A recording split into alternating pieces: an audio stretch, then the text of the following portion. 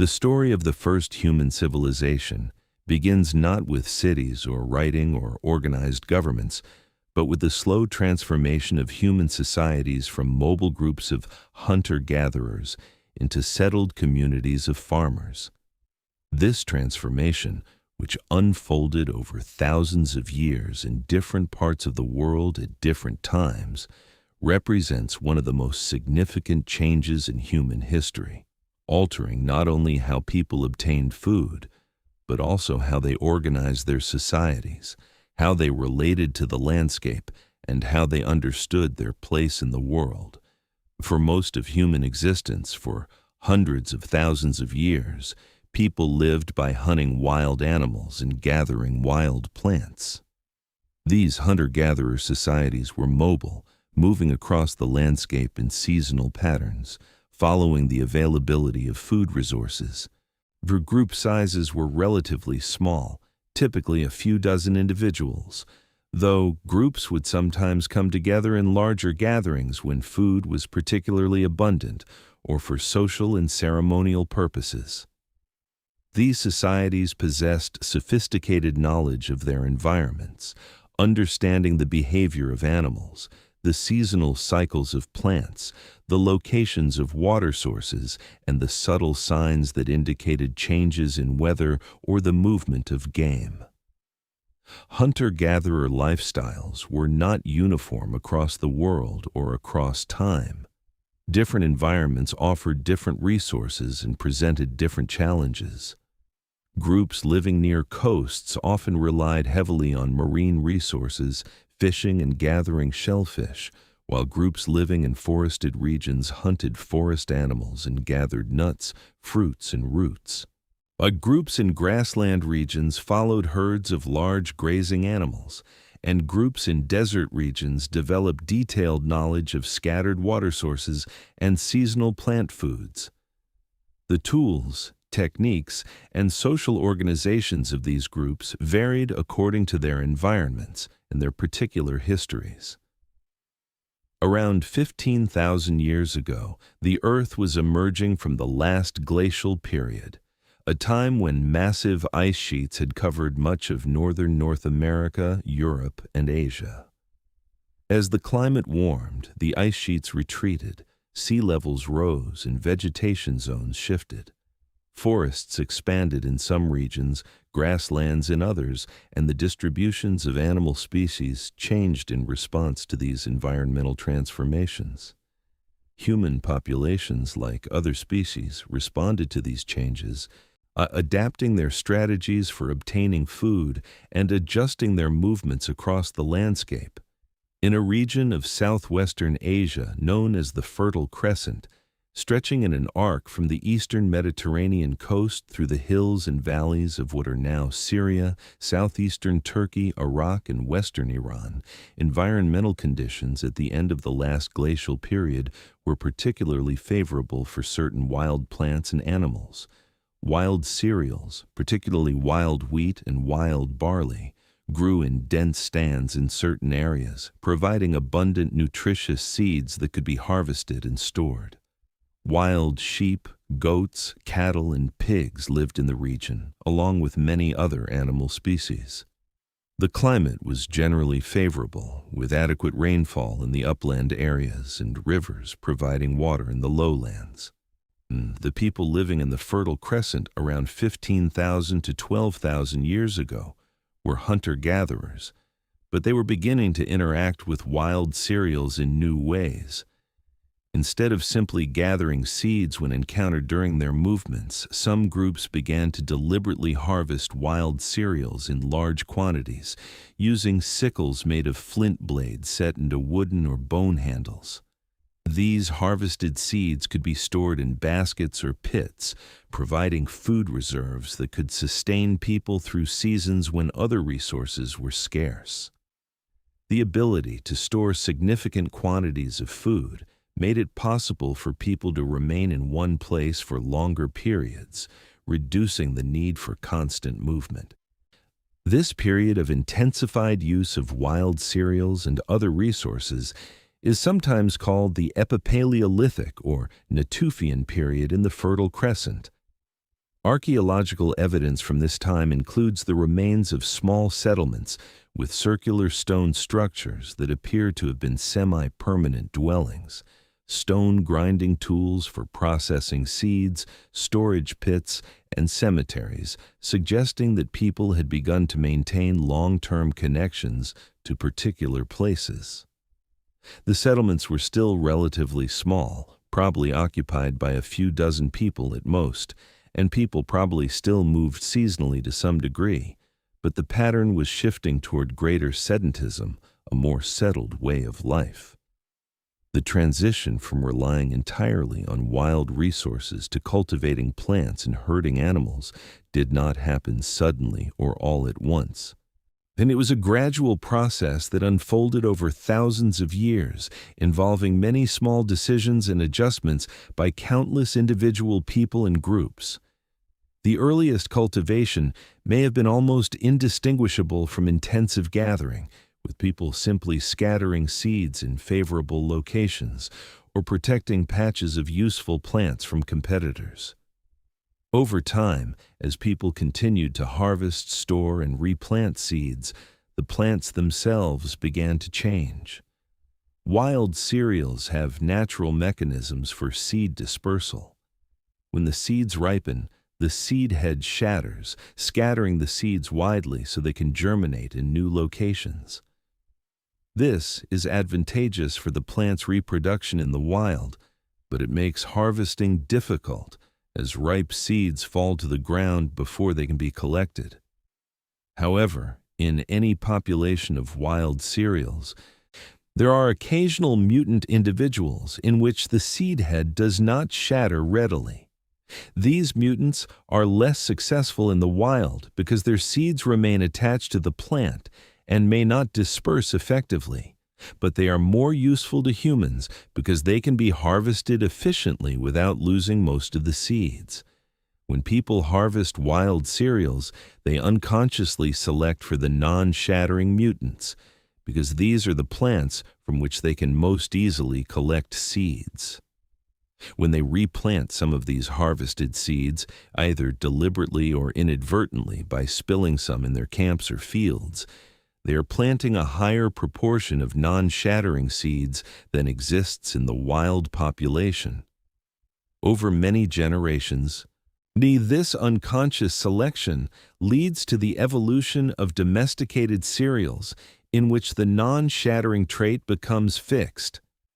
This is one example of how cultivation gradually transforms wild plants into domesticated crops, a process that requires no deliberate plant breeding, but simply the cumulative effects of repeated harvest and replanting. Other changes also occurred in cultivated cereals. The seeds became larger, providing more nutrition per seed and making them more valuable to cultivate. The plants became more uniform in their growth, ripening at similar times and making harvest more efficient. The germination characteristics changed, with domesticated varieties germinating more reliably under cultivation conditions than their wild ancestors. These changes accumulated gradually over hundreds or thousands of years of cultivation, and the process of domestication was probably not completed until people had been cultivating cereals for a very long time. The cultivation of plants and the domestication of animals did not occur in isolation from each other, but were parts of an integrated transformation of human relationships with the environment. The same regions and time periods that saw the beginning of plant cultivation also saw the beginning of animal domestication. Dogs had already been domesticated earlier, probably during the Paleolithic period, evolving from wolves that associated with human camps and gradually became adapted to life with people. But the domestication of livestock animals, those kept for food, occurred during the same general period as the domestication of crop plants. Wild sheep and wild goats lived in the upland areas of the Fertile Crescent, and people had long hunted these animals for meat. The shift from hunting to herding was gradual, probably beginning with people protecting wild herds from other predators, following herds more closely, and eventually controlling the movements of herds and selectively hunting or culling certain individuals. Over time, this relationship became closer, with people maintaining animals in captivity, controlling their breeding, and selecting for traits that made the animals more useful or easier to manage.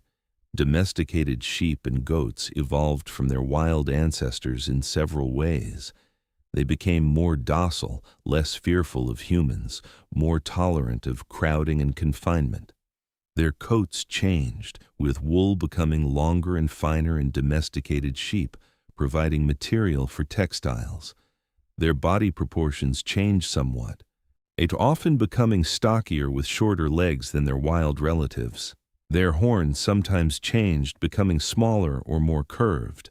These transformations occurred over many generations of selective breeding, conscious or unconscious, as people chose which animals to keep and which to slaughter. Cattle and pigs were also domesticated in the Near East during this period. Wild aurochs, the ancestors of domestic cattle, were large, formidable animals, but some populations were eventually brought under human control and bred in captivity. Pigs were domesticated from wild boars, animals that were probably attracted to human settlements by refuse and food scraps, and that gradually became adapted to living in close association with people. Each of these domestication events was a long-term process, not a single moment of transformation. Bass and the species involved retained the ability to interbreed with their wild relatives for many generations after domestication began.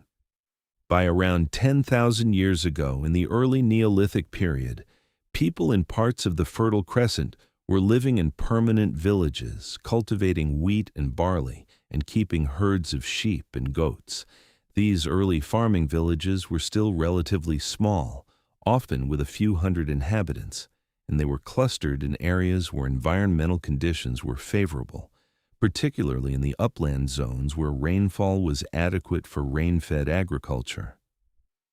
The villages consisted of houses built of mud brick or stone, often rectangular in shape with multiple rooms, quite different from the circular structures of earlier periods. Life in these early farming villages was organized around the agricultural cycle. In the autumn, after the first rains, fields were prepared and seeds were planted. Through the winter and spring, the crops grew, requiring protection from wild animals and birds, weeding, and perhaps irrigation in some areas. In early summer, the crops ripened and were harvested, a time of intensive labor when the entire community would work to bring in the harvest before the seeds fell or were consumed by animals. After harvest, the seeds had to be processed, separated from the chaff, and stored in sealed containers or storage rooms to protect them from moisture, pests, and theft. The agricultural cycle created a different rhythm of life than the hunter-gatherer pattern. Instead of moving across the landscape following seasonal resources, people remained in one place and brought resources to them through cultivation and herding. Instead of relying on the natural productivity of the landscape, people actively managed ecosystems, clearing land, planting crops, weeding out competing plants, and protecting their fields from wild herbivores. This required sustained labor throughout the year and created a deep investment in particular plots of land, particular fields and villages that could not easily be abandoned. The shift to agriculture had profound consequences for human societies, many of which unfolded gradually over centuries and millennia. One consequence was population growth. Not agricultural societies could support larger populations than hunter-gatherer societies in the same area, because cultivated fields could produce more food per unit of land than wild plant resources, at least under favorable conditions. Birth rates probably increased somewhat in agricultural societies because settled life made it easier to care for multiple young children simultaneously, whereas mobile hunter-gatherers needed to space births further apart to avoid having to carry multiple young children during moves. As populations grew and villages became larger, social organization became more complex. In small hunter-gatherer bands, social relations were personal and direct, with everyone knowing everyone else and with decision-making often based on consensus among adults. Though leadership might be provided by particularly skilled or respected individuals. In larger agricultural villages, new forms of organization emerged. Some individuals began to specialize in particular crafts or roles, becoming skilled potters, weavers, toolmakers, or religious practitioners, rather than everyone performing all tasks. Trade between communities became more common, as different regions had access to different resources and as specialized craftspeople produced goods that others wanted. Storage of food surpluses became both possible and necessary in agricultural societies. The harvest provided large quantities of grain at once, far more than could be consumed immediately, and this grain needed to be stored for use throughout the year until the next harvest. This created both opportunities and challenges. Stored food could support people through seasons when little fresh food was available, could provide security against crop failures, and could support specialists who did not produce their own food. But stored food also needed to be protected from spoilage, pests, and theft, and questions arose about who controlled stored surpluses and how they should be distributed. The early farming villages of the Neolithic period were generally egalitarian, with little evidence of pronounced social hierarchies or significant differences in wealth between households. Houses were similar in size and construction. Burials showed little variation in grave goods or treatment, and there is little evidence for specialized administrative or religious buildings. However, as villages grew larger and as agriculture became more productive, allowing for larger surpluses, social differentiation began to emerge. Some individuals or families accumulated more resources than others. Some individuals took on specialized roles as craft specialists or ritual practitioners, and leadership positions became more formalized and perhaps hereditary. Around 9,000 years ago, in parts of the Fertile Crescent and in other regions where agriculture had developed, some settlements began to grow much larger than typical agricultural villages. These early towns, places like Çatalhöyük, in what is now central Turkey, or Jericho in the Jordan Valley, had populations of perhaps 1,000 to 2,000 people or more, much larger than typical Neolithic villages. These settlements showed evidence of more complex social organization, with some degree of craft specialization, long-distance trade networks, and possibly emerging social hierarchies. Çatalhöyük, which flourished between approximately 7,500 and 5,700 BCE, is one of the best-studied early towns. The settlement consisted of rectangular mud brick houses built tightly together, with no streets or lanes between them.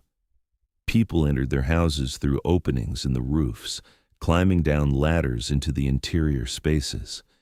The houses had plastered walls that were painted with murals, some depicting wild animals, particularly bulls and leopards, and others showing geometric patterns or enigmatic scenes. The dead were buried beneath the floors of houses, often after the bodies had been exposed elsewhere to allow the flesh to decay, with the bones then gathered and placed in graves, along with grave goods such as obsidian tools, shell ornaments, or ceramics. The people of Çatalhöyük cultivated wheat, barley, peas, and lentils, and they kept sheep, goats, and cattle. They hunted wild animals, particularly deer and wild cattle, supplementing their agricultural diet with wild game. They made pottery, wove textiles from wool and plant fibers, worked obsidian into sharp tools and weapons, and created figurines and other objects from clay and stone. They traded obsidian, a volcanic glass highly valued for making sharp cutting tools, which came from sources in central Anatolia and was exchanged over long distances across the Near East. Jericho, located in the Jordan Valley at one of the lowest points on Earth's land surface, was occupied even earlier than Çatalhöyük, with evidence of settlement dating back to the 10th millennium BCE. By the 8th millennium BCE, the Jericho had grown into a substantial settlement with a stone wall surrounding it and a large stone tower, structures that required coordinated labor from many people to construct. The function of these structures has been debated, with suggestions including defense against human attackers, protection against floods or mud flows, or ritual and symbolic purposes, demonstrating the community's cohesion and capability. These early towns represent an intermediate stage between small agricultural villages and true cities. They were larger than typical villages and showed evidence of more complex social organization, but they lacked many features that would later characterize cities, such as monumental public architecture, clear evidence of centralized political authority, or systems of writing for record-keeping.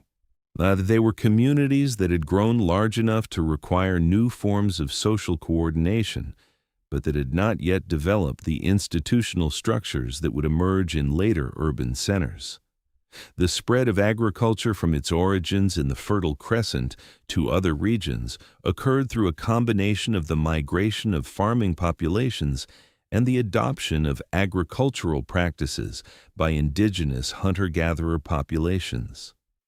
Farming communities gradually expanded their territories, establishing new villages in areas where environmental conditions were suitable, and this expansion brought them into contact with hunter-gatherer groups.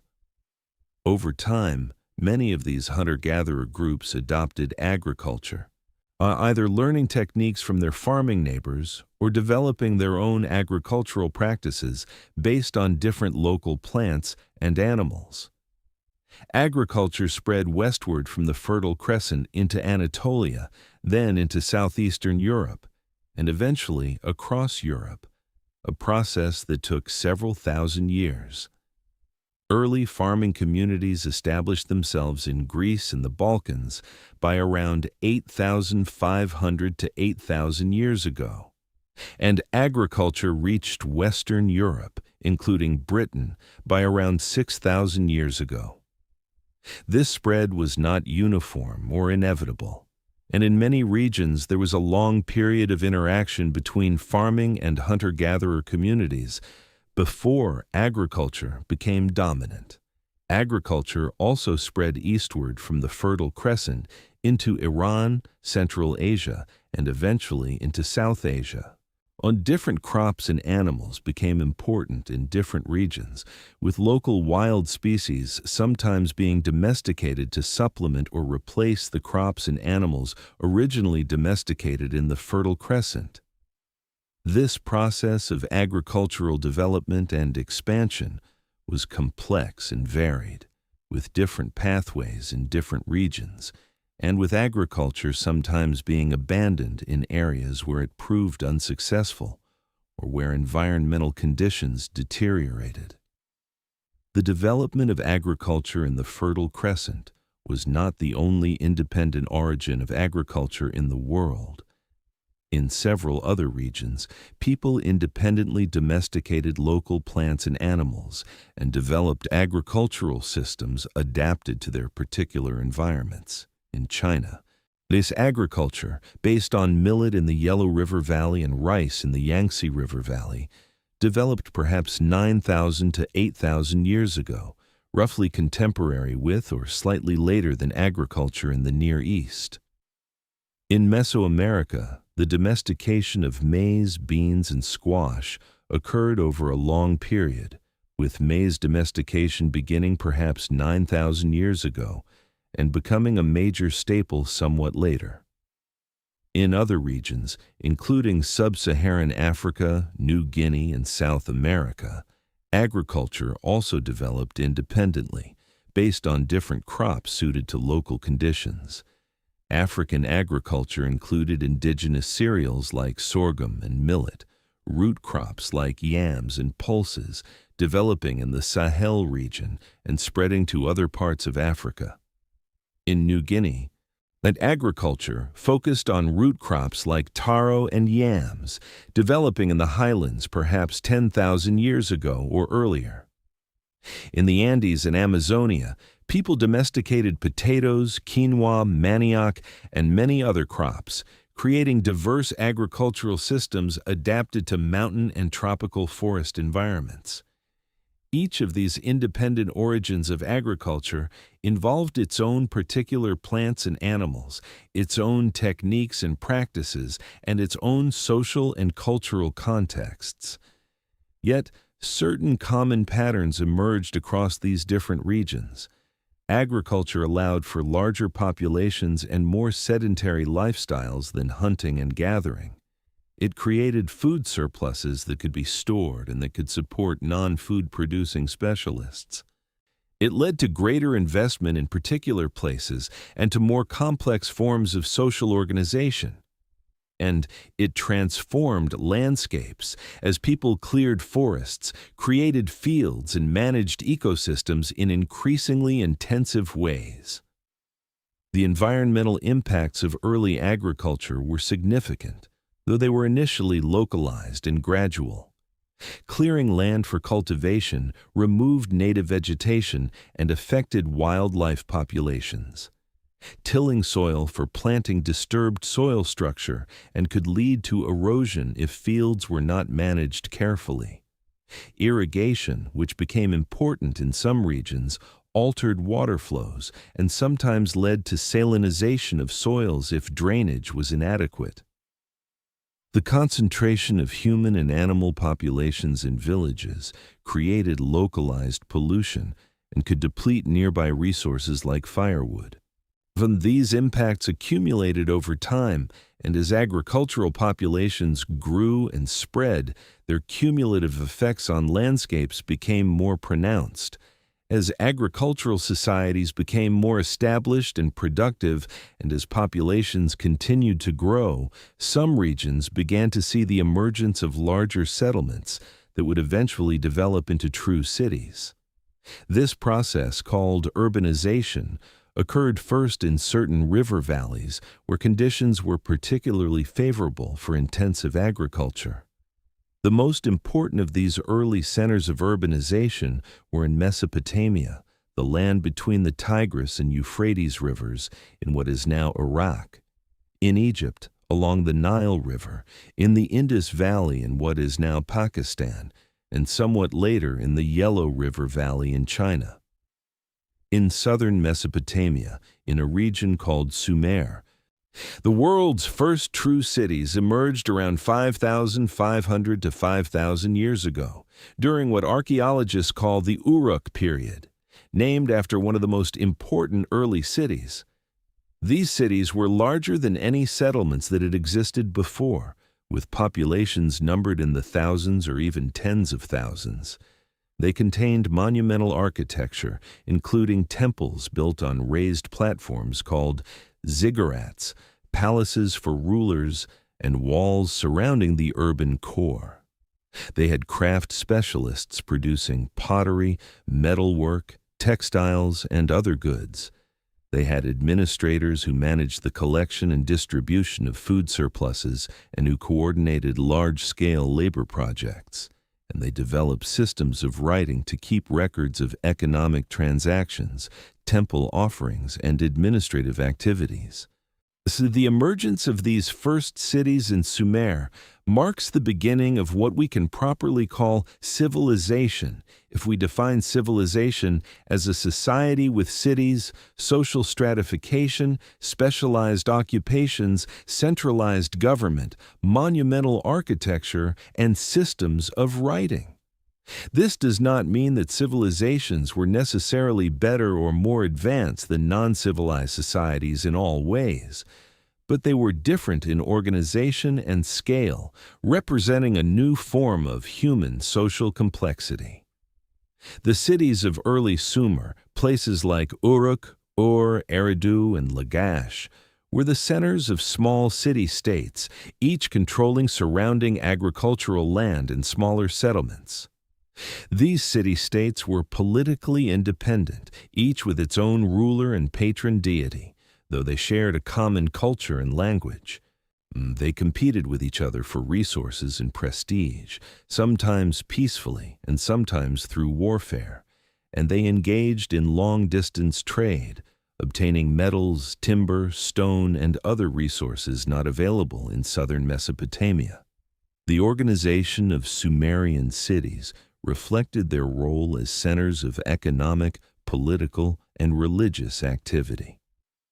At the heart of each city was a temple complex dedicated to the city's patron god, and this temple was not just a place of worship, but also an economic institution that owned land, employed workers, collected offerings and taxes, and redistributed resources.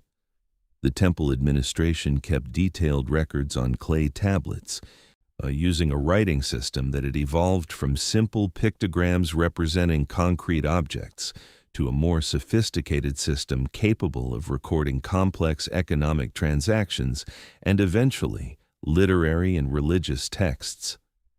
The rulers of Sumerian cities, who eventually took titles like Lugal, meaning big man or king, controlled significant resources and could mobilize labor for large construction projects, military campaigns, and irrigation works. The relationship between temple institutions and royal authority varied over time and between cities, but in general, both institutions played important roles in organizing and coordinating the activities of these increasingly complex societies. The population of Sumerian cities was stratified into different social classes. At the top were the rulers, their families, birs and high-ranking priests and administrators.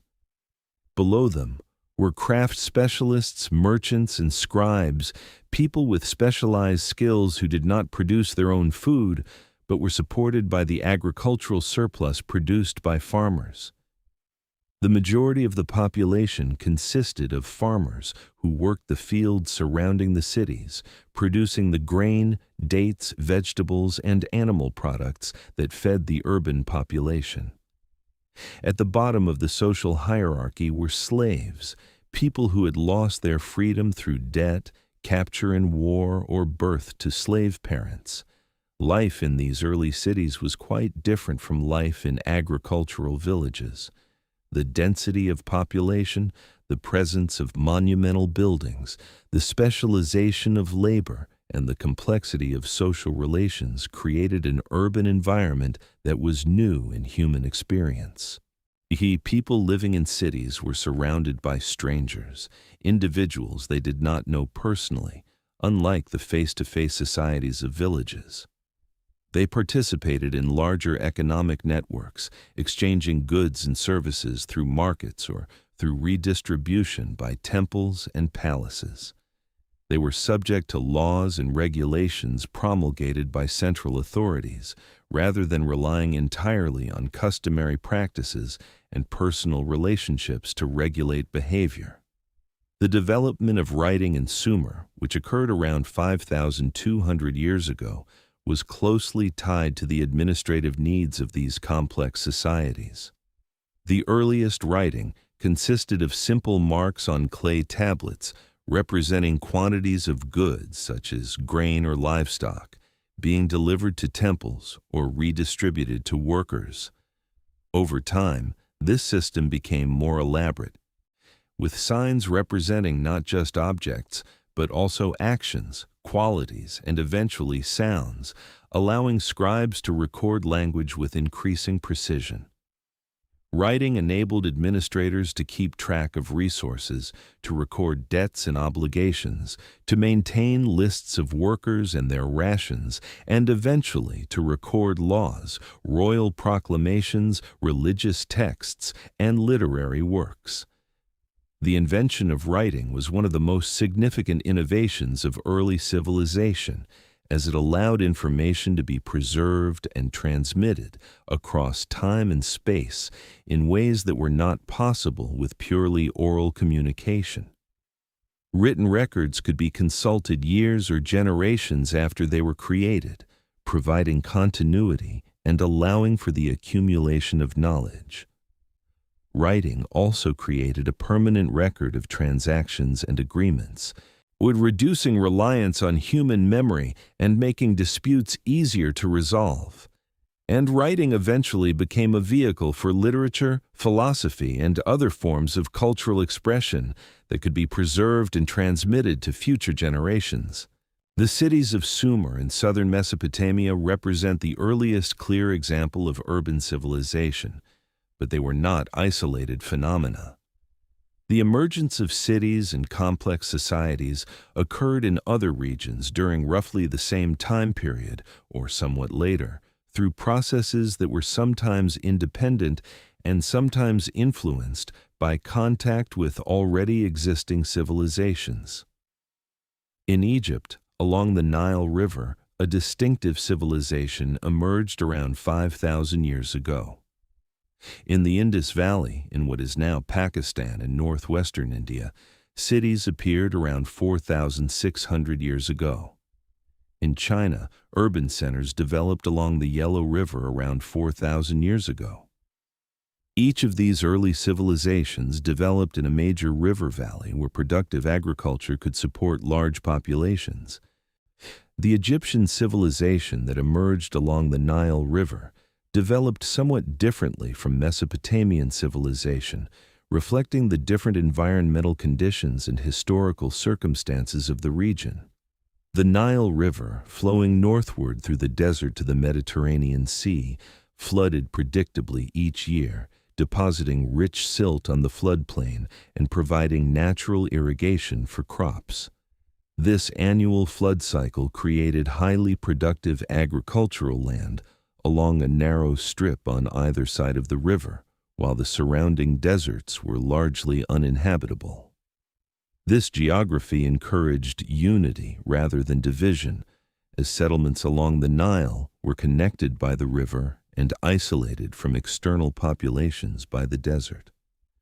Around 5,100 years ago, the villages and small chiefdoms of Upper Egypt and Lower Egypt were unified under a single ruler, traditionally identified as Narmer or Menez, creating the Egyptian state.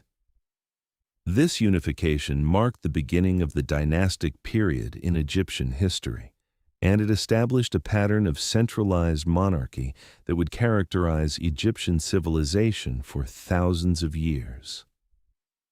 The Egyptian king, called pharaoh in later periods, was not just a political ruler, but was also considered a god, the earthly embodiment of the god Horus and the son of the sun god Ra. This religious authority reinforced the pharaoh's political power and helped legitimize the centralized control that characterized Egyptian government.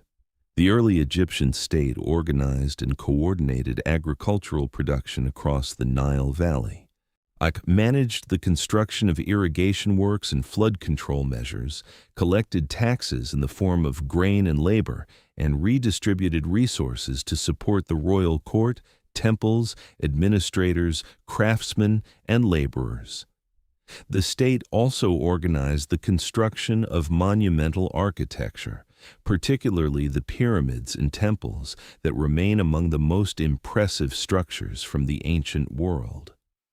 The construction of the pyramids, which began during the Old Kingdom period around 4,600 years ago, required the mobilization of enormous labor forces and the coordination of complex logistical operations.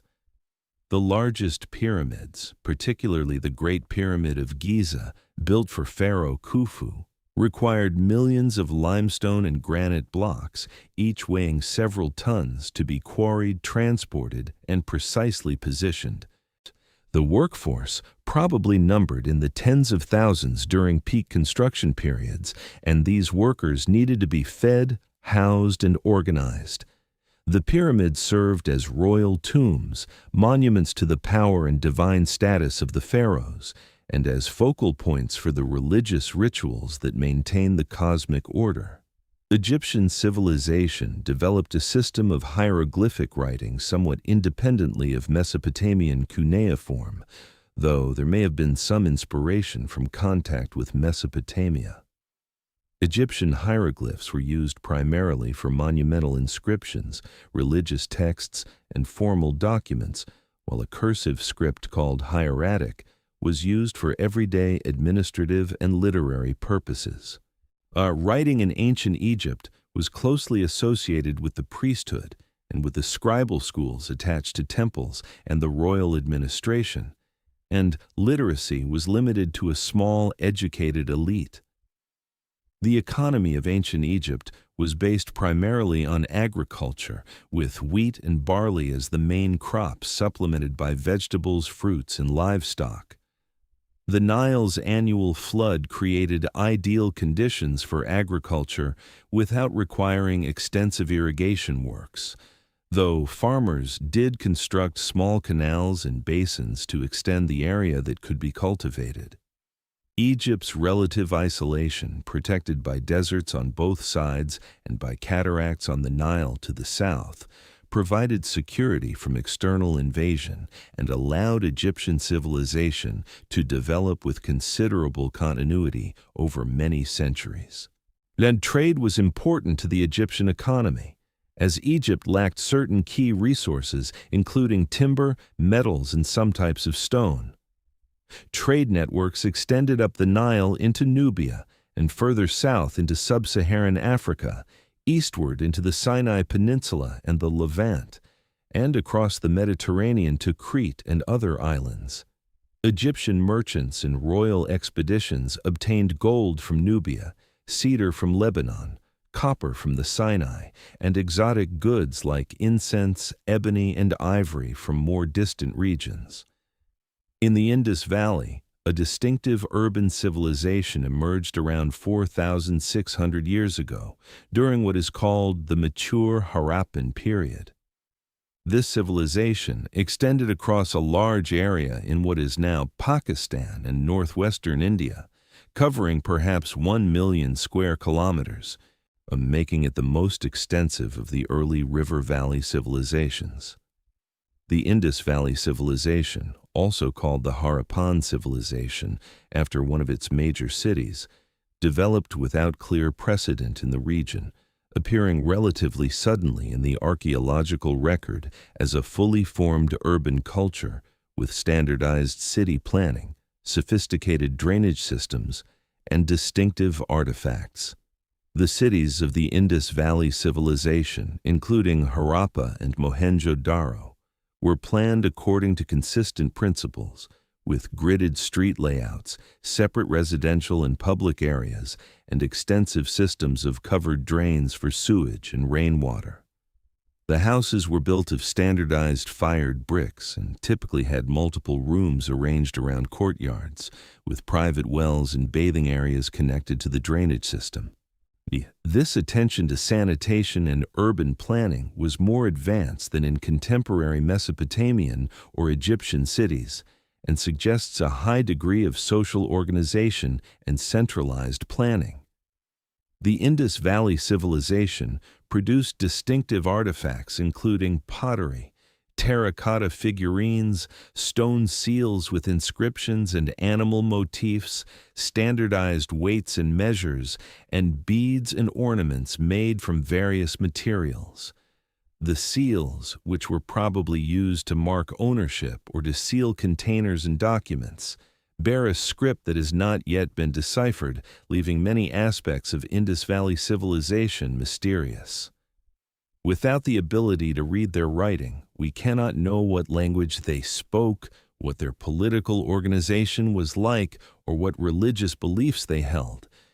Though we can infer some aspects of their society from the archaeological evidence.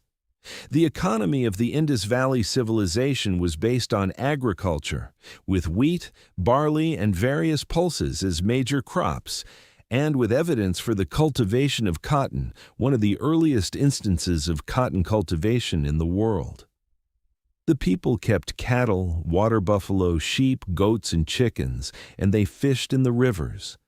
They engaged in extensive trade, both within the region and with distant areas including Mesopotamia, from which Indus Valley seals and other artifacts have been recovered, indicating regular commercial contact between these distant civilizations.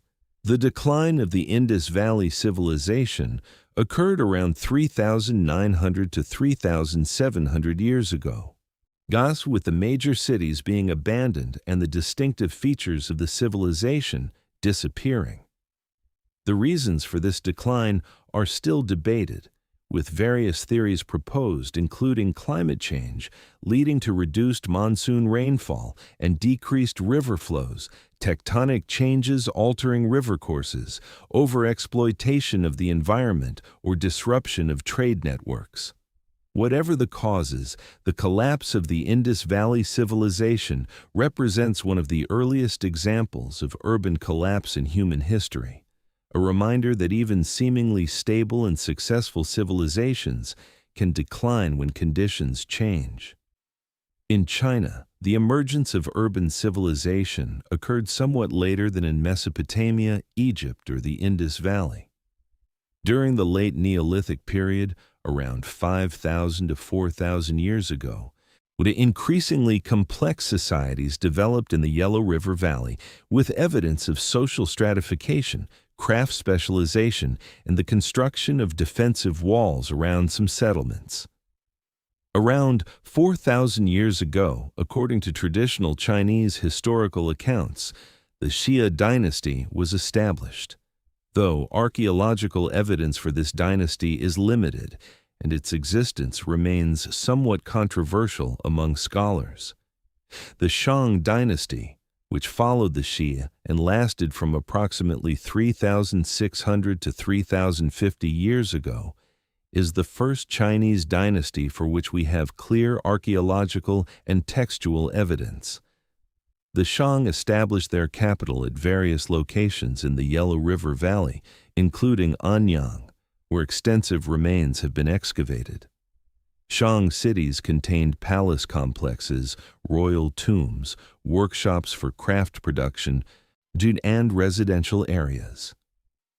The society was hierarchical, with a king at the top, followed by aristocratic families, craftsmen and merchants, and farmers and slaves at the bottom. The Shang dynasty developed a system of writing, using characters inscribed on oracle bones, pieces of turtle shell or animal bone that were used in divination rituals. Questions would be inscribed on the bones, heat would be applied, and the resulting cracks would be interpreted as answers from ancestor spirits or deities. These oracle bone inscriptions represent the earliest examples of Chinese writing and provide valuable information about Shang religion, political organization, and daily life. The characters used in oracle bone inscriptions are ancestors of modern Chinese characters, showing continuity in the writing system over more than 3,000 years. A Shang religion focused on ancestor worship and the veneration of nature deities, with the king serving as an intermediary between the human world and the spirit world. Elaborate burial rituals were performed for deceased kings, with royal tombs containing sacrificed attendants, horses, dogs, and valuable grave goods including bronze vessels, jade ornaments, and weapons. These burials demonstrate the concentration of wealth and power in the hands of the ruling elite and the belief in an afterlife where the deceased would need servants and possessions. Bronze metallurgy reached a high level of sophistication during the Shang period, with craftsmen producing elaborate bronze vessels used in ritual contexts, weapons, and various tools and ornaments. The casting of large bronze vessels required advanced techniques and specialized knowledge, and the products were valued both for their practical uses and for their role in maintaining relationships with ancestors and deities. The control of bronze production was closely tied to political power, as rulers who could command the resources and labor needed for bronze casting could also equip armies, conduct impressive rituals, and display their wealth and status. As these early civilizations developed and matured, they exhibited certain common features despite their independent origins and distinct cultural characteristics. All developed cities with populations much larger than any previous settlements. All developed social hierarchies with rulers, administrators, priests, craftsmen, farmers, and laborers or slaves occupying different positions in society. All developed systems of writing, though these systems were quite different in form and may have been invented independently. All built monumental architecture, whether pyramids, ziggurats, palaces, or temples, that required mobilizing large labor forces and that served to demonstrate the power of rulers and gods. All of these early civilizations were based on agricultural surplus, the production of more food than was needed to feed the farmers themselves, which allowed a portion of the population to specialize in non-agricultural activities. This surplus was extracted from farmers through various means, including taxes, tribute, and labor obligations, and it was redistributed by central institutions, including temples, palaces, and royal administrations to support rulers, priests, administrators, soldiers, craftsmen, and laborers. The management of this surplus and its redistribution was one of the key functions of early governments. Trade was important to all of these civilizations, both for obtaining necessary resources not available locally and for acquiring luxury goods that served as markers of status. Mesopotamia needed stone, timber, and metals, which had to be obtained through trade with distant regions. Egypt needed timber and metals. The Indus Valley civilization traded for minerals and precious stones. China obtained resources from surrounding regions. These trade networks connected distant regions and facilitated the exchange not only of goods, but also of ideas, techniques, and cultural practices. Warfare was also a common feature of early civilizations, though its nature and scale varied. Competition for resources, even particularly agricultural land and water, could lead to conflicts between neighboring city-states or chiefdoms. The desire for prestige and the need to demonstrate power drove rulers to undertake military campaigns. The capture of prisoners who could be enslaved or sacrificed was sometimes a goal of warfare. Defensive walls around cities indicate concern about attack, and weapons and armor found in archaeological contexts show the development of military technology.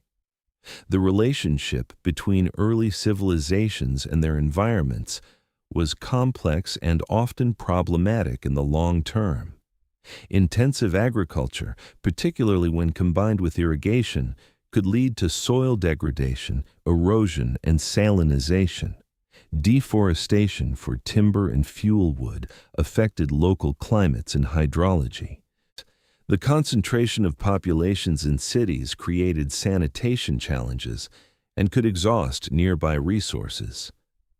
Some civilizations, particularly in Mesopotamia, experienced environmental degradation that contributed to eventual decline, as soils became too saline to support crops, or as river courses shifted, leaving cities without adequate water supplies. The spread and interaction of early civilizations occurred through various mechanisms. Military conquest allowed some civilizations to expand their territories and to incorporate other peoples and regions. Trade created networks of exchange and mutual influence, with goods, technologies, and ideas traveling along trade routes.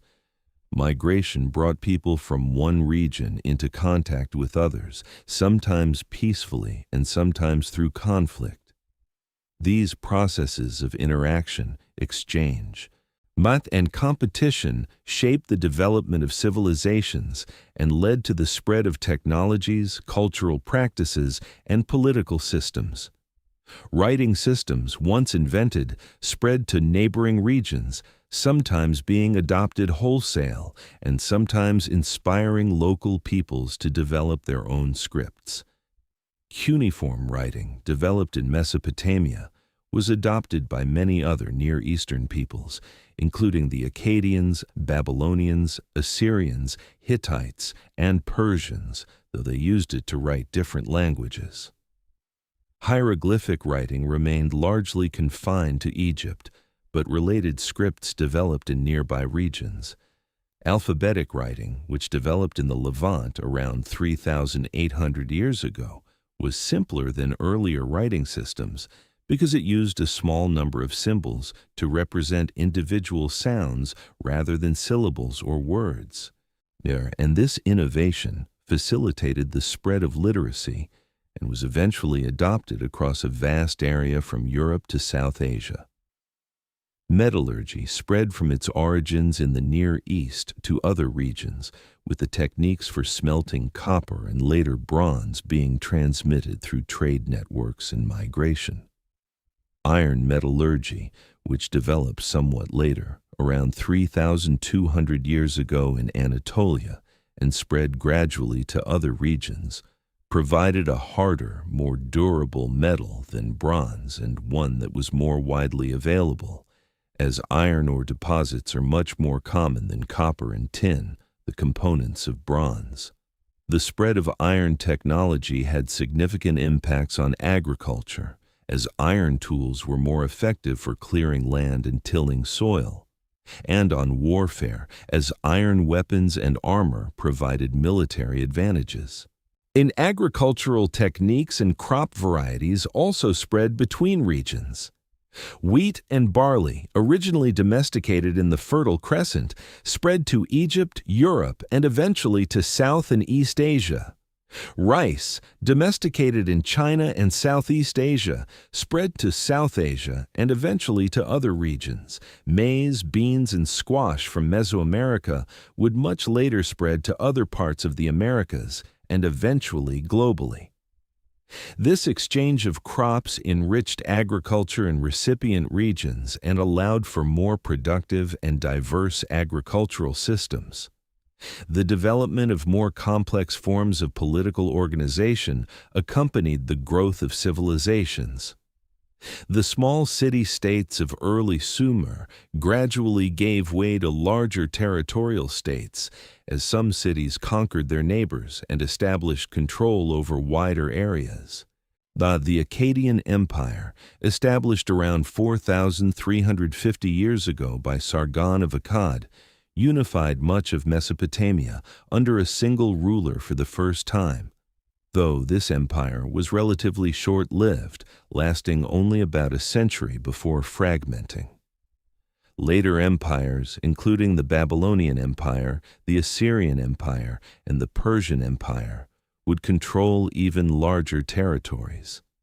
These empires required new forms of administration to manage territories that were too large to be governed directly by a single ruler or a small court. Provincial governors were appointed to administer distant regions, collecting taxes, maintaining order, and commanding local military forces. Communication systems were developed to allow messages to travel between the capital and the provinces, with roads built and maintained for official messengers. Legal codes were promulgated to standardize laws across diverse populations, the most famous being the Code of Hammurabi from Babylon around 3,750 years ago. The Code of Hammurabi, inscribed on a stone stele, contained nearly 300 laws covering a wide range of topics including property rights, trade regulations, family law, and criminal justice. The punishments specified were often severe, reflecting the principle of lex talionis, or law of retaliation, expressed in the famous phrase, an eye for an eye, a tooth for a tooth, though punishments varied according to the social status of the victim and perpetrator, with harm to higher status individuals being punished more severely. The code represents an attempt to create a systematic legal framework for a complex society, though it is unclear how consistently these laws were actually applied in practice. Religious systems in early civilizations were complex and varied, but certain common patterns can be identified. Most early civilizations were polytheistic, worshiping multiple gods and goddesses associated with natural phenomena, human activities, and abstract concepts. The gods were often organized into pantheons with hierarchies reflecting human social structures, with a chief god or gods at the top and lesser deities below. Temples served as the homes of gods, places where they could be worshipped and where offerings could be made to secure their favor. Priests and priestesses served as intermediaries between humans and gods, performing rituals, maintaining temples, and interpreting divine will.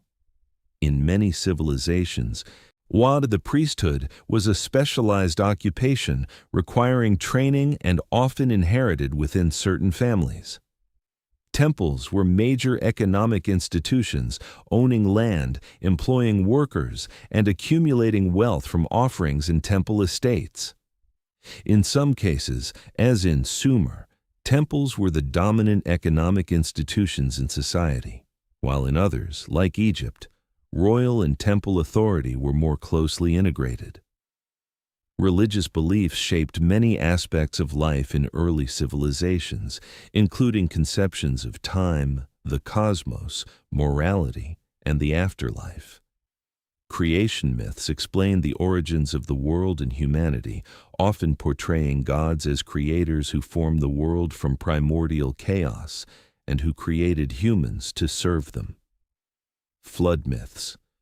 Found in many Near Eastern cultures, including the Epic of Gilgamesh from Mesopotamia and the biblical account of Noah, described divine destruction of humanity followed by a new beginning. These myths provided frameworks for understanding the world and humanity's place in it. Conceptions of the afterlife varied widely between civilizations. The ancient Mesopotamians generally believed in a gloomy underworld where all the dead, regardless of their behavior in life, existed as shadows.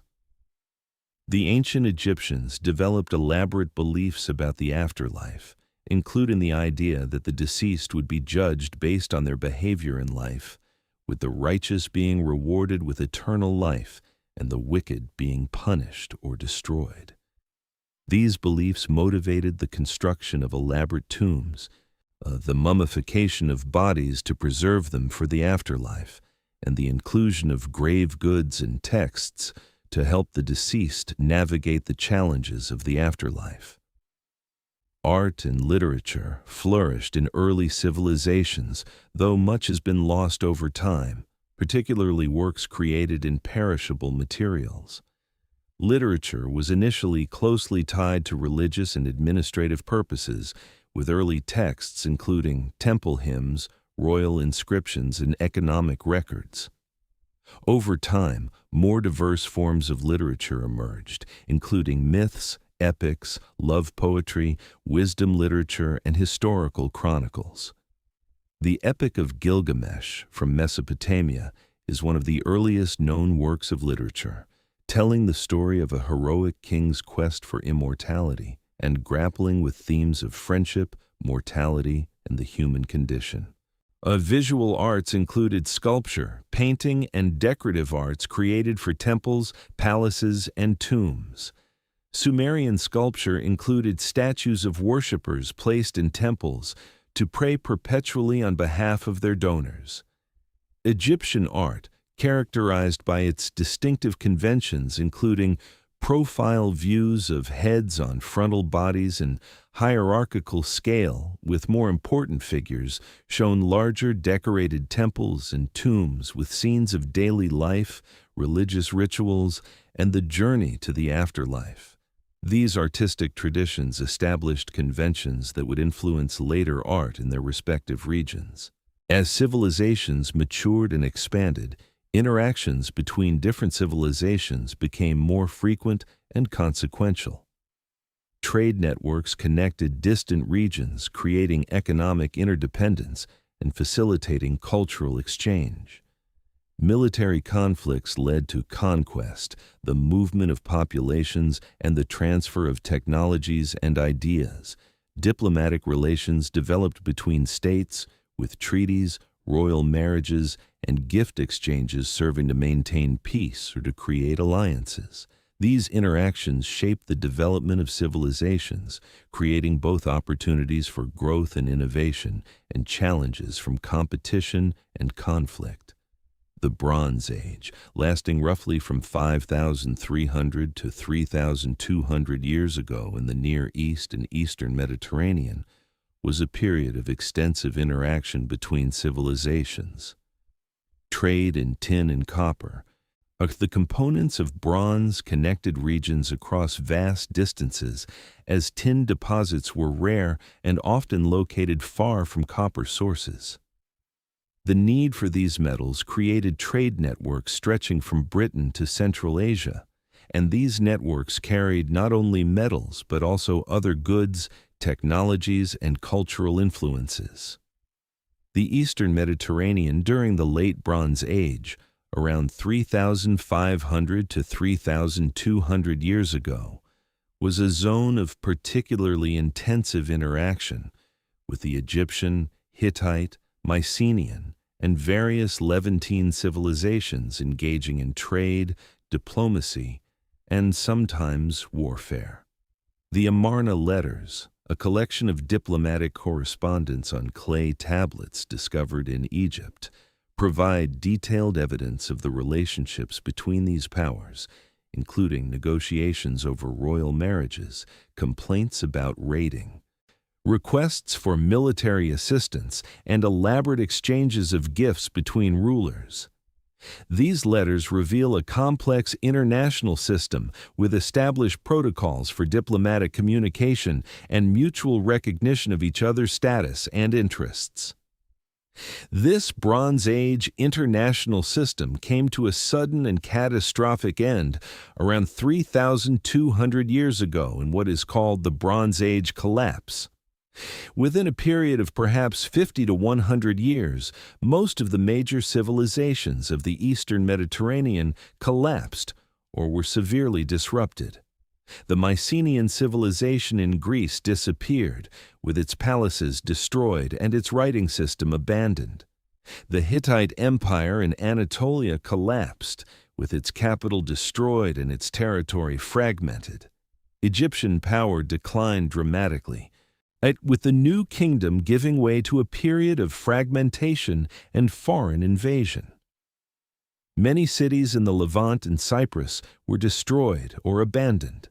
The causes of the Bronze Age collapse remain debated among scholars, with various factors probably contributing to the catastrophe. Climate change, specifically a period of drought, may have reduced agricultural productivity and created food shortages, leading to social unrest and making societies more vulnerable to disruption. Invasions by groups referred to in Egyptian sources as the Sea Peoples, though their exact identity and origins remain mysterious, disrupted trade networks and destroyed cities. Internal social and economic problems, including revolts by subject populations and the breakdown of the palace-centered redistributive economies, may have weakened states from within. The interconnectedness of the Bronze Age world may have meant that disruption in one region cascaded through the system, creating a general collapse. The aftermath of the Bronze Age collapse was a period often called a Dark Age, characterized by reduced population, the abandonment of cities, the loss of writing systems in some regions, and reduced levels of trade and cultural complexity. However, this period was also a time of transformation and reorganization. New peoples and cultures emerged from the ruins of the Bronze Age civilizations. Iron metallurgy, which had been developing during the Late Bronze Age, spread more widely, providing a more accessible metal for tools and weapons than bronze. Alphabetic writing, simpler than the complex syllabic scripts of the Bronze Age, spread throughout the region and eventually became the basis for most modern writing systems. In the wake of the Bronze Age collapse, new civilizations and empires emerged. The Phoenicians, based in coastal cities of the Levant, became master seafarers and traders, establishing colonies across the Mediterranean, including Carthage in North Africa. The Phoenicians transmitted alphabetic writing to the Greeks, who adapted it to write their language, creating the alphabet that would eventually evolve into the Latin alphabet used for writing English and many other languages. The Israelites established kingdoms in the Levantine highlands and developed a distinctive monotheistic religion that would profoundly influence later religious traditions, including Christianity and Islam. In Mesopotamia, the Assyrian Empire rose to power during the first millennium BCE, eventually controlling territories stretching from Egypt to the Persian Gulf. The Assyrians were feared for their military prowess and for the brutal treatment of conquered populations, including mass deportations designed to break resistance and to repopulate devastated regions.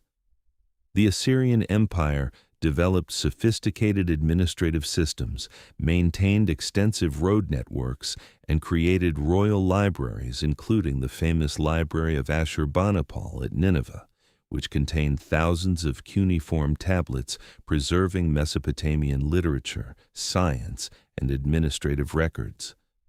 The Assyrian Empire fell around 2,600 years ago, destroyed by a coalition of Babylonians and Medes. The Neo-Babylonian Empire that followed, also called the Chaldean Empire, controlled much of the Near East for a brief period, with its most famous ruler, Nebuchadnezzar II, constructing the Hanging Gardens of Babylon, one of the 7 wonders of the ancient world, and conquering Jerusalem, destroying the temple and deporting much of the Jewish population to Babylon in what is known as the Babylonian captivity. The Persian Empire, established by Cyrus the Great around 2,550 years ago, surpassed all previous empires in size and sophistication. At its height, the Persian Empire controlled territories stretching from Egypt and Anatolia in the west to the Indus Valley in the east, encompassing diverse peoples, languages, and cultures. The Persians developed an efficient administrative system dividing the empire into provinces called satrapies, each governed by a satrap who collected taxes and maintained order, but who was monitored by royal inspectors to prevent abuses of power. An extensive road system, including the famous Royal Road stretching from Sardis in Anatolia to Susa in Persia, facilitated communication and trade across the vast empire. Persian religious tradition, particularly Zoroastrianism, introduced important innovations, including a dualistic cosmology contrasting a good god, Ahura Mazda, with an evil spirit, Angra Mainyu, and emphasizing ethical behavior and the ultimate triumph of good over evil. These ideas would influence later religious traditions, particularly Judaism, Christianity, and Islam. The Persians generally pursued a policy of religious tolerance, allowing subject peoples to maintain their own religious practices, and they sometimes portrayed themselves as liberators rather than conquerors, as when Cyrus allowed the Jews to return from Babylonian exile and rebuild their temple in Jerusalem. In China, Following the collapse of the Shang dynasty around 3,050 years ago, the Zhou dynasty established control over much of northern China. The Zhou developed the concept of the mandate of heaven, the idea that rulers held their authority from heaven and that this mandate could be withdrawn if they ruled unjustly, providing ideological justification for the Zhou conquest of the Shang and establishing a principle that would influence Chinese political thought for millennia. The Zhou period saw important developments in Chinese philosophy, including the emergence of Confucianism and Taoism, systems of thought that would profoundly shape Chinese culture.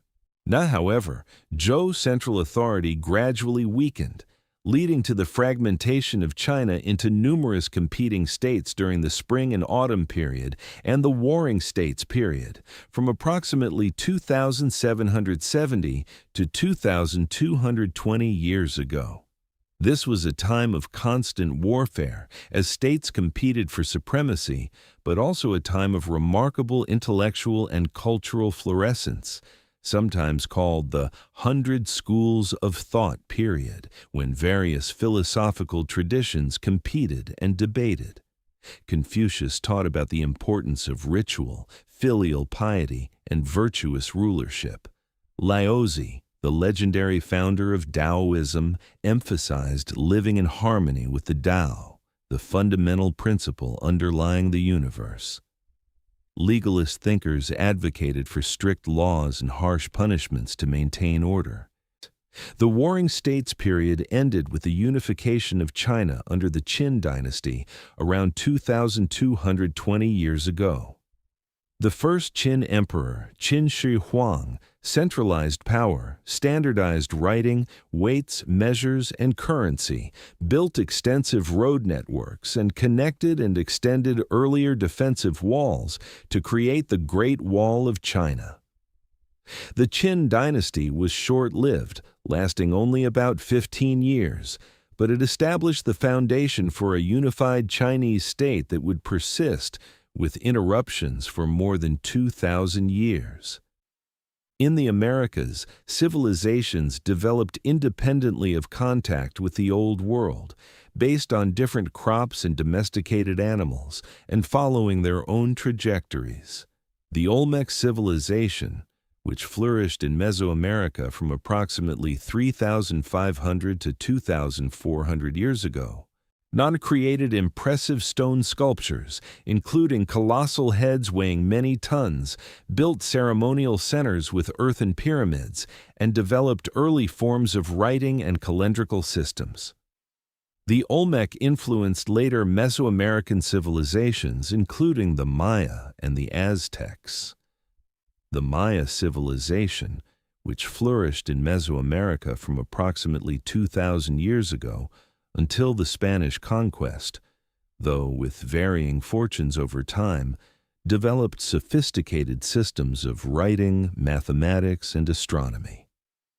Maya scribes created books on bark paper recording historical, religious, and astronomical information, though most of these books were destroyed during the Spanish conquest, with only a handful surviving. Maya astronomers made precise observations of celestial phenomena and developed complex calendrical systems coordinating multiple cycles of different lengths.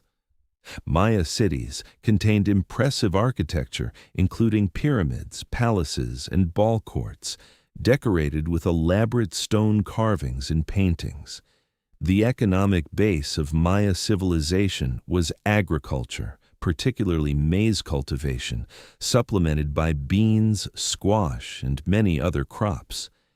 Intensive agricultural techniques including terracing, raised fields, and possibly forest gardens allowed Maya farmers to produce sufficient surplus to support cities with populations numbered in the tens of thousands. Trade networks connected Maya cities with each other and with other regions, exchanging obsidian, jade, cacao, feathers, and other valuable goods. The Maya never achieved political unification, instead remaining organized as competing city-states, that formed alliances, made war, and competed for prestige and resources. In South America, various civilizations developed in the Andes and along the Pacific coast, adapted to the challenging environments of high mountains and arid coastal deserts. The Chavín culture, which flourished from approximately 3,000 to 2,200 years ago in the highlands of Peru, created impressive stone temples and developed a distinctive artistic style featuring supernatural figures, combining human and animal features. Later, Andean civilizations including Moche, Nazca, Tiwanaku, and Wari developed irrigation systems in coastal valleys and highland regions, built cities and ceremonial centers, and created elaborate textiles, pottery, and metalwork. The Inca Empire, which emerged in the 15th century CE and was the largest empire in pre-Columbian America at the time of European contact, controlled territories stretching thousands of kilometers along the Andes, from Ecuador to Chile. The Incas built an extensive road network connecting their empire, constructed impressive stone architecture, including the famous site of Machu Picchu, and developed sophisticated systems of administration and record-keeping using knotted strings called quipus. The Inca economy was based on intensive agriculture using terracing and irrigation, and the state organized labor through a system of tribute labor called mit'a. The independent development of civilization in the Americas demonstrates that the emergence of complex societies was not unique to the Old World or dependent on particular circumstances found only there. Given sufficient population, productive agriculture, and adequate time, human societies in diverse environments and with different cultural traditions developed cities, social stratification, monumental architecture, and other features of civilization. The specific forms these civilizations took varied according to local conditions, available resources, and cultural preferences, but the general trajectory toward increasing social complexity was similar. Across all these civilizations, certain long-term trends can be identified. Populations generally grew over time, albeit with interruptions due to disease, famine, or warfare. Agricultural techniques became more intensive, allowing more people to be supported on the same land, but also often leading to environmental degradation over the long term. Social stratification became more pronounced, with greater differences between elites and commoners, and with the emergence of intermediate classes of artisans, merchants, and administrators. Political organization became more centralized and bureaucratized, with more elaborate administrative structures and more systematic means of extracting resources from subject populations. Technologies accumulated and spread, with innovations in metallurgy, construction, transportation, and other areas improving productivity and enabling new capabilities. Warfare became more organized and destructive, with professional armies, fortifications, and siege technologies. Though the fundamental motivations for war, including competition for resources and prestige, remained largely constant. Religious and philosophical systems became more sophisticated, grappling with questions of cosmology, ethics, and the meaning of human existence, and in some cases, evolving toward monotheism or other forms of religious thought that transcended local traditions. The interactions between civilizations intensified over time, creating networks of exchange that eventually spanned much of the Old World. The Silk Road, a network of trade routes connecting China with Central Asia, the Near East, and eventually the Mediterranean, facilitated the exchange of goods, including silk, spices, precious metals, and manufactured items, as well as the transmission of technologies, religions, and diseases. Maritime trade routes connected the Mediterranean with the Indian Ocean and eventually with Southeast Asia and China, creating a vast commercial network. These trade networks had profound effects on the societies they connected. They facilitated the spread of Buddhism from India across Central Asia to China and eventually to Korea and Japan. They transmitted mathematical and astronomical knowledge between different civilizations. They spread crop varieties and agricultural techniques to new regions. They also spread diseases to populations without immunity, sometimes with devastating consequences. The Antonine Plague, which affected the Roman Empire in the 2nd century CE, and the Plague of Justinian in the 6th century CE, were both probably spread along trade routes connecting the Roman world with Asia. The growth and complexity of civilizations also brought challenges and contradictions. The concentration of wealth and power in the hands of elites created social tensions and sometimes led to revolts by oppressed populations. Environmental degradation from intensive agriculture, deforestation, and urban pollution undermined the resource base that supported civilizations. The expansion of empires brought them into contact with resistant populations and overstretched their administrative and military capacities.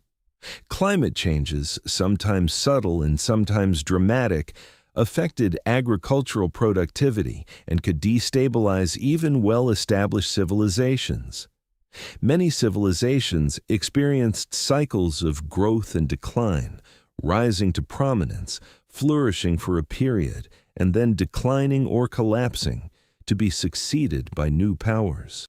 The causes of these cycles varied, but often included environmental factors such as soil degradation or climate change, economic factors such as the disruption of trade networks or fiscal crises, military factors such as defeats in war or invasions by external groups, and social and political factors such as internal conflicts or the breakdown of administrative systems.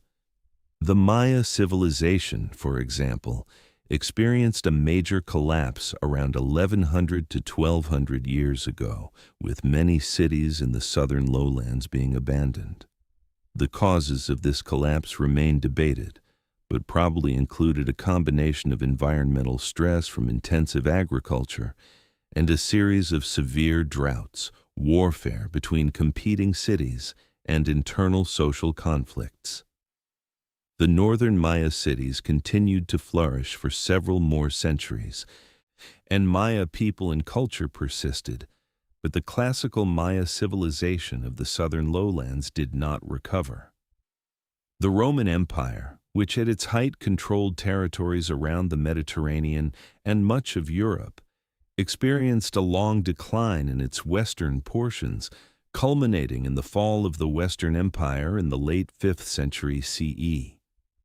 The causes of Roman decline have been debated for centuries and probably included military pressures from Germanic tribes and other groups beyond the empire's frontiers, economic problems including inflation and fiscal crises, political instability and civil wars, environmental degradation, and disease epidemics.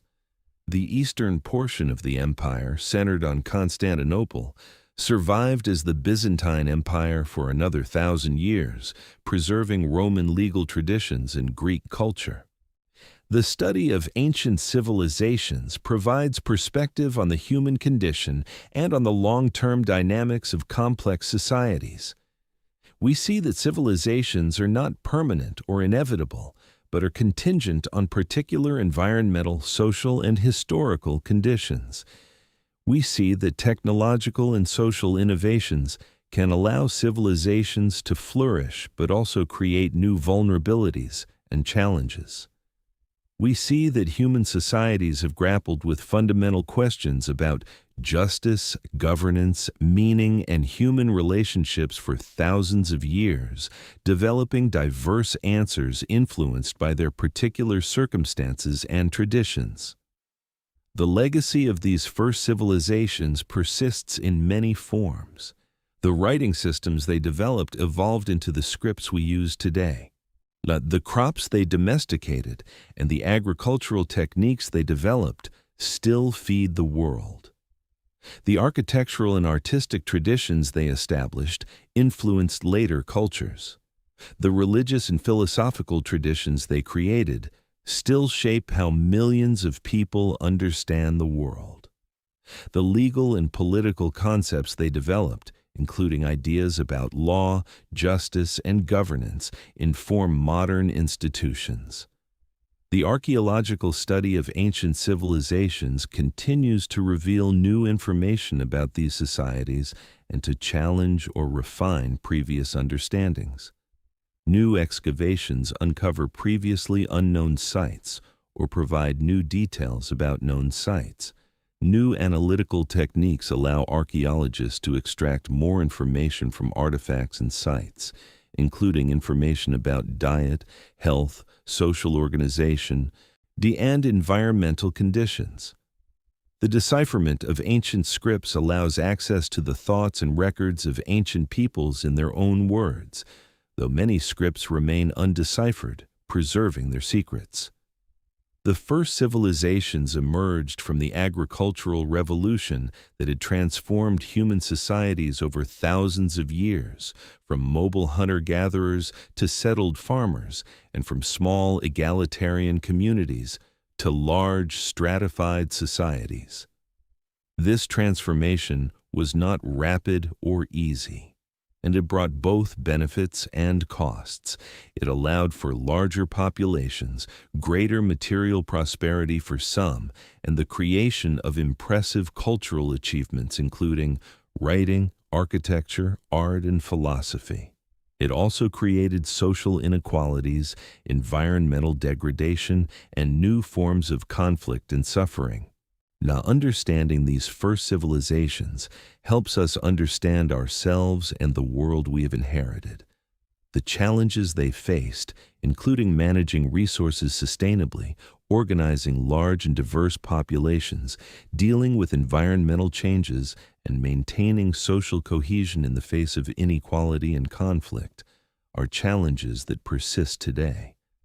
The solutions they developed, the successes they achieved, and the failures they experienced all provide lessons, though the specific circumstances of the ancient world differ greatly from our own, and we must be cautious about drawing direct parallels. The story of the first civilizations is a story of human creativity and adaptation, of societies developing new forms of organization and new technologies to meet challenges and exploit opportunities. But it is also a story of unintended consequences, of innovations that solved immediate problems but created new ones, of societies that flourished for centuries or millennia, but that eventually declined or collapsed when conditions changed. It is a reminder of the impermanence of human achievements and of the importance of adapting to changing circumstances. In the slow passage of centuries and millennia, these first civilizations rose, flourished, transformed, and in many cases eventually faded or collapsed, their cities buried under sediment, their writing systems forgotten, their languages lost. Yet they left enduring marks on the landscape and on human culture, establishing patterns and precedents that would influence all subsequent history. They demonstrated the possibilities and the limitations of complex human societies, the heights of achievement that organization and cooperation can reach, and the fragility of even the most impressive civilizations when confronted with environmental, social, or military challenges beyond their capacity to manage.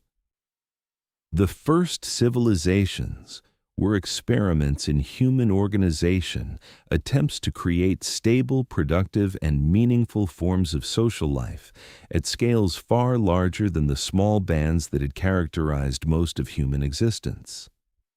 These experiments were not always successful, and the costs were sometimes high, but they expanded the range of human possibilities and created cultural achievements of enduring value. The temples and pyramids, the epics and law codes, the arts and philosophies, The technologies and techniques that emerged from these civilizations enriched human culture and provided foundations for later developments. As we contemplate these ancient civilizations from our own time, separated from them by thousands of years, we can recognize both the strangeness of their worlds and the continuities that connect us. The people who built the ziggurats of Sumer, the pyramids of Egypt, the cities of the Indus Valley, and the palaces of Shang China lived in societies very different from ours, with different technologies, different beliefs, and different forms of social organization. Yet they were human beings like ourselves, facing challenges, seeking meaning, caring for their families, pursuing their ambitions, and trying to make sense of their existence in an often mysterious and sometimes harsh world. The rise of the first civilizations marks a turning point in human history. The transition from small-scale societies based on kinship and face-to-face relationships to large-scale societies based on specialized institutions, hierarchical organization, and systems of writing and record-keeping. This transformation, which occurred independently in several regions of the world, set humanity on a trajectory that would lead to the complex, interconnected, technological world we inhabit today. Understanding this transformation, the conditions that enabled it, the processes through which it unfolded, and the consequences it brought, helps us understand the deep roots of our present condition. In the quiet depths of time, measured in millennia rather than years, the first civilizations emerged, developed, and left their marks on human history. They established patterns of urban life, social organization, and cultural achievement that would be elaborated, modified, and transmitted through subsequent centuries, and that still influence our world today. The story of these civilizations is a fundamental chapter in the long story of humanity, a chapter that reminds us of our capacity for both creation and destruction, for both cooperation and conflict, for both wisdom and folly, and that invites us to reflect on what we have inherited from the past and what we will pass on to the future.